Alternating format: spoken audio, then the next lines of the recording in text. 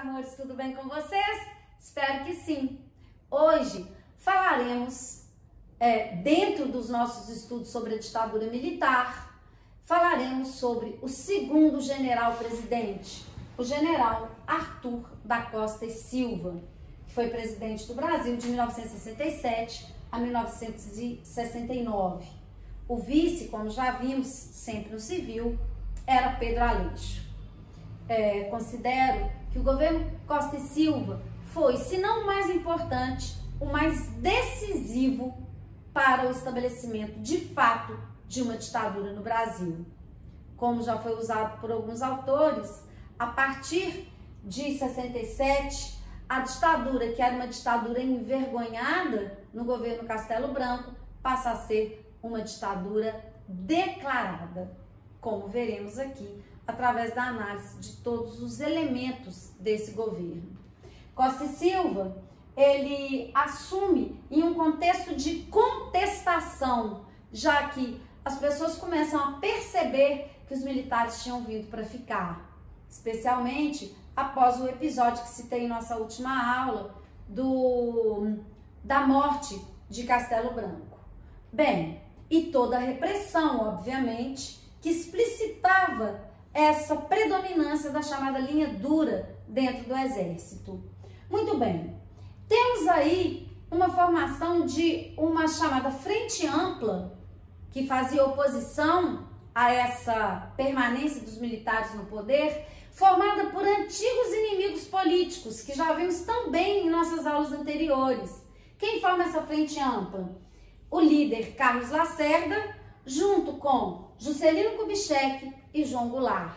Uma aliança aparentemente pouco provável e que só ocorre porque, se o golpe militar foi dado com o apoio da UDN, com o apoio de Carlos Lacerda, muito cedo Carlos Lacerda percebeu que os planos dele de se candidatar à presidência do Brasil seriam frustrados, porque os militares permaneceriam no poder. Carlos Lacerda, então, articula a frente ampla com seus antigos inimigos políticos.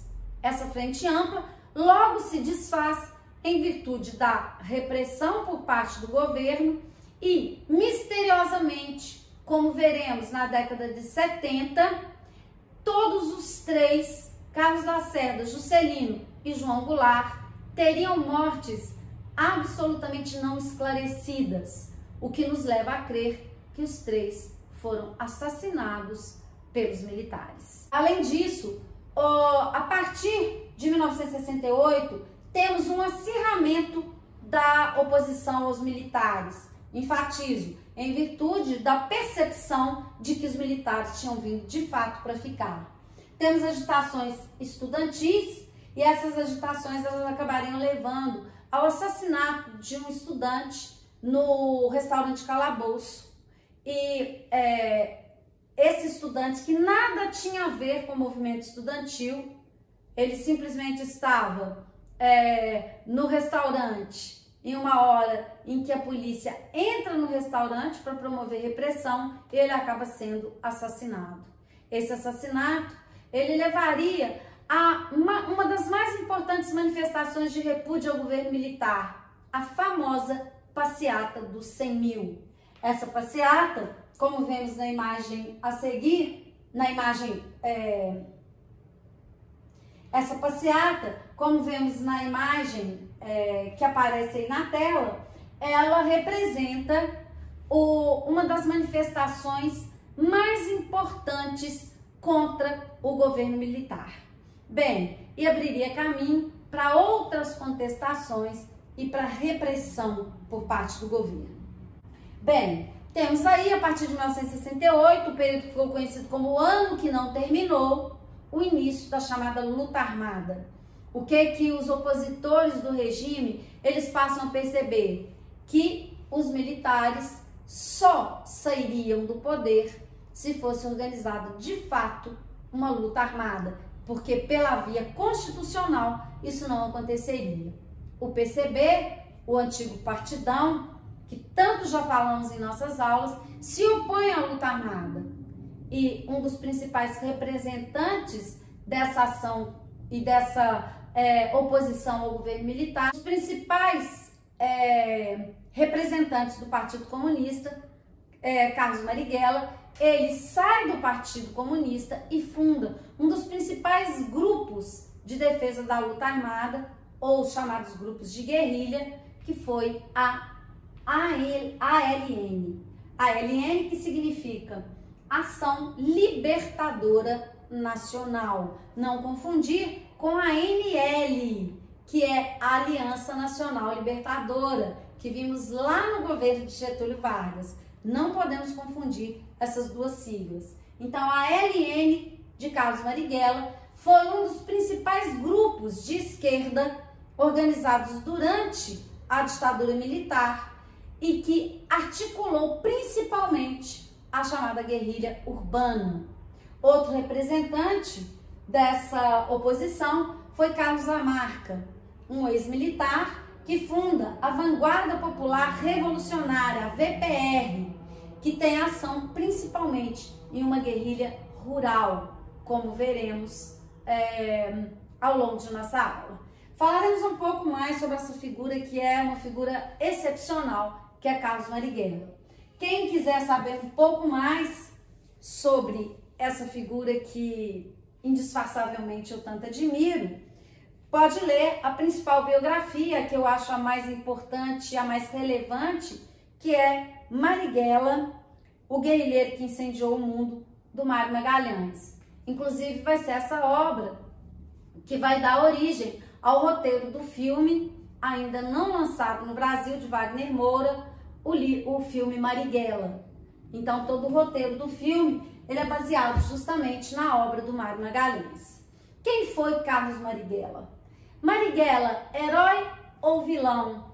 O guerrilheiro que incendiou o mundo. Será que de fato Marighella foi um guerrilheiro tão sanguinário como se diz? Vamos aqui abordar 10 fatos sobre a vida de Carlos Marighella. Vamos lá. Primeiro, Carlos Marighella é filho de imigrante italiano Augusto Marighella e Maria Rita do Nascimento, uma negra descendente de escravos. 2. Nasceu na capital baiana, Salvador, em 5 de dezembro de 1911 e possuía outros 7 irmãos. 3. Marighella entrou em 1922 para estudar engenharia civil na Escola Politécnica da Bahia. 4.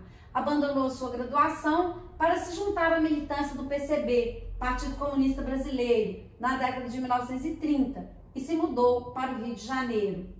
5. Foi considerado o inimigo número 1 da ditadura militar brasileira durante a década de 60. 6. Marighella foi convidado pelo Comitê Comunista Chinês para viver na China durante a década de 50. Viveu por lá durante 2 anos e conseguiu vivenciar parte da Revolução Comunista no país. 7. Em 1964, rompeu a ligação com o PCB por não concordar com a postura do partido. Essa postura é justamente o que eu já disse em relação à questão da luta armada. O Partido Comunista se opõe à luta armada. Começou, então, a seguir um modelo de guerrilha elaborado por Che Guevara. 8. O líder foi baleado e preso pelo Departamento de Ordem Política e Social, o DOPS, durante uma sessão de cinema, sendo liberado apenas em 1965. Então, ele é preso logo que é dado o golpe e liberado logo depois. 9. Em 1967, o guerrilheiro fundou a ALN, Ação Libertadora Nacional, organização responsável por atos de terroristas de guerrilha urbana no país. Realizou assaltos, emboscadas e sequestros e cooperou com ações produzidas por outras organizações. 10. Marighella foi morto a tiros em 1969, em São Paulo, em uma emboscada comandada pelo delegado Sérgio Paranhos Fleury. O Sérgio Paranhos, ele era o mais temido policial da ditadura militar e o que mais torturou. Ele é o chefe de grupos de extermínio do Estado na época. Ou seja, Carlos Marighella, aquele que ficou conhecido como o guerrilheiro que incendiou o mundo, nunca matou absolutamente ninguém. Para quem duvida dessa história, leiam a biografia e pesquisem mais sobre essa figura tão importante e intencionalmente esquecida da nossa história. Temos aqui duas imagens, a imagem do livro do Marighella, o Mini Manual do Guerrilheiro Urbano, onde ele traça diretrizes para a guerrilha urbana no Brasil, e a segunda imagem, ela mostra o tiro que o Marighella levou, esse tiro, quando ele foi preso em 1964, assim que foi dado o golpe militar. Bem, em virtude da organização da luta armada, os militares, eles intensificam a repressão. A intensificação da repressão vai levar à invasão de universidades, prisões e torturas. Temos aí uma técnica usada de tortura, não vamos aprofundar nisso, é um outro tema importante para que vocês pesquisem todas as torturas que foram praticadas durante a ditadura militar. Essa imagem, ela retrata o pau de arara. E a segunda imagem, a invasão da UNB, a Universidade de Brasília. Durante todo o governo militar, a UNB fica permanentemente sob vigilância da ditadura. Bem, aqui temos um episódio importantíssimo que tem que ser esclarecido para o próximo fato que vamos citar aqui, que é um dos mais importantes da ditadura, o chamado episódio Márcio Moreira Alves. Márcio Moreira Alves era um deputado do MDB, aquela oposição consentida que citamos, e ele faz um discurso no dia 7 de setembro de 1968, que ele faz alusão ao dia da independência do Brasil, dizendo que as pessoas não deveriam comparecer às comemorações cívicas promovidas pelos militares na data, e que as moças, elas não deveriam namorar com os militares, porque os militares estavam torturando. O governo pede a cassação do Márcio Moreira Alves e o Congresso recusa a cassação. A partir daí, os militares têm o pretexto perfeito para decretar o que foi o maior instrumento de repressão ao longo de toda a história do Brasil, o famigerado AI-5, que foi promovido no dia 13 de dezembro de 1968. Ou seja, o Natal de 1968 foi um Natal sobre a vigência do AI-5. O que foi o AI-5? Bem, só para falar de algumas determinações das mais importantes desse ato. 1. Decretar o recesso do Congresso Nacional por tempo indeterminado. 2. Intervir nos estados e municípios e nomear interventores. 3.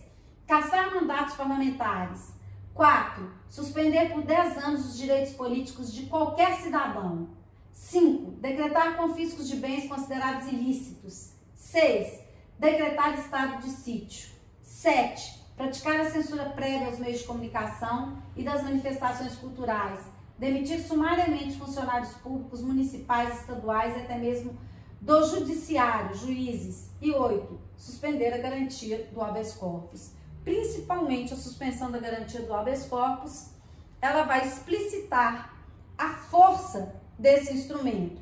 Um instrumento tão perverso que dizem que até mesmo Costa e Silva, que era um típico representante da chamada linha dura, titubeou antes de assinar.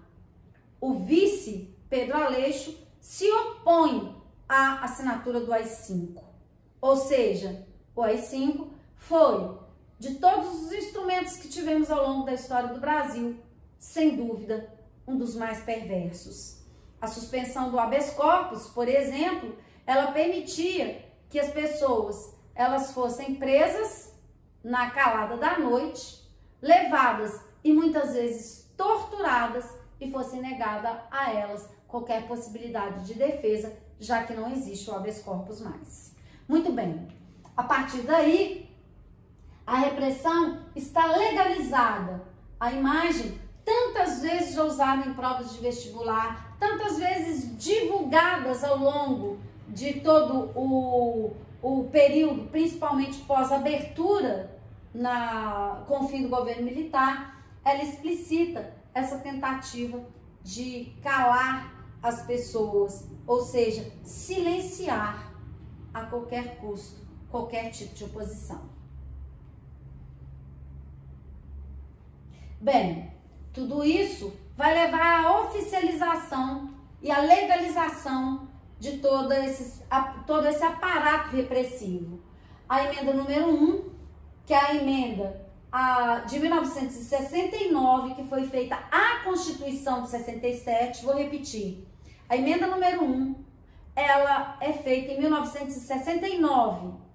Ela estabelece uma mudança na Constituição de 67. Que mudança é essa? Ela dá uma nova redação à Constituição.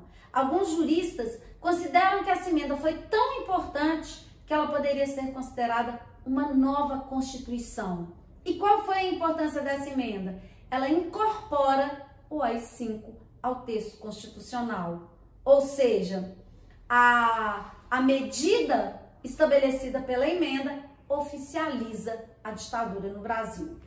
Além disso, e por causa disso, temos a intensificação da repressão, com o estabelecimento de centros de tortura, como, por exemplo, o DOI-CODE, o Destacamento de Operação e Informação, e o Centro de Operações de Defesa Interna, e a criação da OBAN, a Operação Bandeirantes, que eram centros de tortura, que as pessoas eram levadas, simplesmente por não considerarem pelo governo, muitas vezes por denúncias anônimas, torturadas e mortas, sem que nenhum tipo de julgamento fosse efetivado.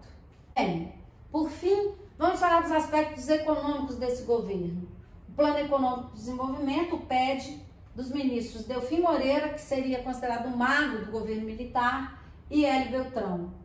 É a chamada Política Nacional Desenvolvimentista, que prevê o crescimento da economia, a redução inflacionária, a inflação continua, a ampliação dos níveis de emprego e a expansão do crédito.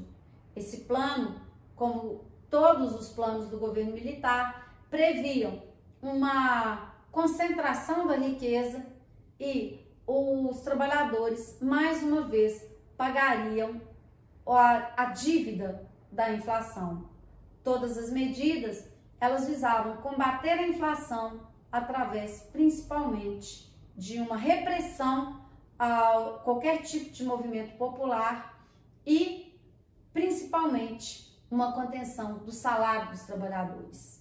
Então, todas essas estratégias, elas culminariam no próximo governo que veremos, no chamado milagre econômico.